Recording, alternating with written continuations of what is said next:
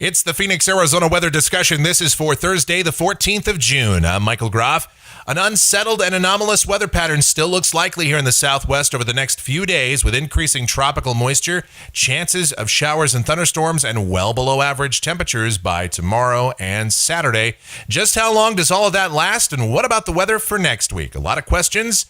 Let's try and find some answers. First, we'll look at the almanac from yesterday. 109 degrees, the high in the valley, after a record warm morning low of 87. And outside right now, here at 6:05 a.m., mostly cloudy skies, plenty of high clouds out there. And we start this day out at 90 degrees at Sky Harbor, thanks to the clouds and humidity overnight, keeping our temperatures up. Dew points at 47, relative humidity 24%. The winds are light, the barometer is rising. Temperatures around south central Arizona this morning. The cool spots are near 80, but here in the urban core, upper 80s to near 90 degrees. The upper air look, well, you know the players on the board by now. Subtropical ridging to the east, Bud approaching the southern tip of Baja, and a developing low over the Pacific Northwest with a weak little disturbance off the Southern California coast.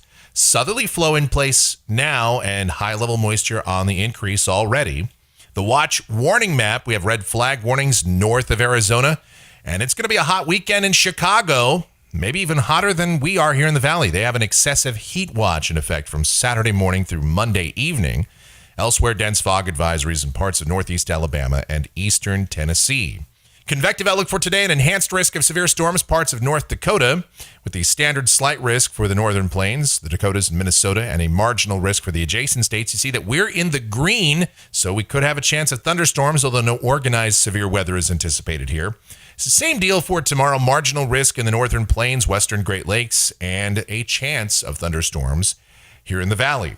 Here's the latest on Bud. Now maximum sustained winds 45 miles per hour, a weakening tropical storm approaching the southern tip of Baja. And the Hurricane Center continues to bring this storm system to the right and its circulation center avoiding Arizona. And that's certainly going to bring down our chances of significant rain in the valley. But I still think we have a chance of seeing some. Speaking of rainfall, this is the chart from the WPC. Now, they've got us anywhere from 1/10 to 1/4 of an inch in the valley. Heavier totals near the international border, perhaps in excess of an inch to an inch and a half. And obviously, locally, heavier amounts are possible anywhere that you get some showers and thunderstorms with these types of tropical systems. And we'll get into the complicated details of it now as we check out the models and see what the latest trends are. Here we go to the GFS, the 06Z run valid at 5 o'clock this afternoon, the upper look at 500 millibars. All the players are on the board. We've got that deepening trough over the Pacific Northwest, and that's going to be the big wild card in all of this over the next 72 hours. So down at the surface today, partly sunny skies, highs between 103 and 107, and a slight chance that we could see a shower or storm, especially this afternoon or evening. I think if we get anything here in the valley, it'll just be blowing dust, gusty winds, maybe a few sprinkles. Here's the NAM this afternoon at 5 o'clock, and it's got most of the action over the higher terrain, and that's probably the safe call here. Now, overnight tonight, moisture increases, and then the NAM tomorrow morning at 6 a.m., it's got some showers and isolated thunderstorms trying to come into the valley. And so that's a possibility with that deeper moisture moving in. And I think just in general, tomorrow is a mostly cloudy day as we go back to the GFS. High temperatures generally in the low to mid 90s. Isolated showers and storms possible through the day. The air mass is fairly stable. There's lots of moisture, but there's not a lot of lift. With the clouds around, there's not going to be a lot of rising air. The mid-levels are fairly warm with this tropical air mass. So not a lot of cape, not a lot of instability. Still, that chance of showers and storms, I'd put it about 20% through the day tomorrow. Now, if we are going to get anything out of all this, I think it's going to happen tomorrow night and Saturday. And here are the ingredients coming together. The GFS, again, more aggressive with precipitable water values coming up to around 1.7 to 1.8 inches. This might be a bit overdone, but still understand this is mid-June. We're going to have anomalous levels of moisture in place. Remember that upper low I showed you on the water vapor satellite view? That's going to be coming through tomorrow night and Saturday, and that should help to provide some extra lift in the atmosphere, destabilizing things a bit. And even though CAPE on Friday night is very low, you see we're only seeing 1 or 200 joules per kilogram here in Phoenix, that will increase as we get into the day on Saturday. So a better chance of showers Friday night, maybe a rumble of thunder. And then Saturday, all the ingredients come together to form our best chance of showers and storms here in the valley. The upper low over the Great Basin, that disturbance moving through southern Arizona, the tropical moisture in place. So about a 40% chance of showers and thunderstorms here in the valley throughout the day on Saturday, partly sunny skies, and high temperatures somewhere between 92 and 96. Here's a forecast sounding for Saturday afternoon coming off the GFS, and it's got Cape values anywhere from 12 to 1,300 joules per kilogram, mixing ratios around 11 grams per kilogram.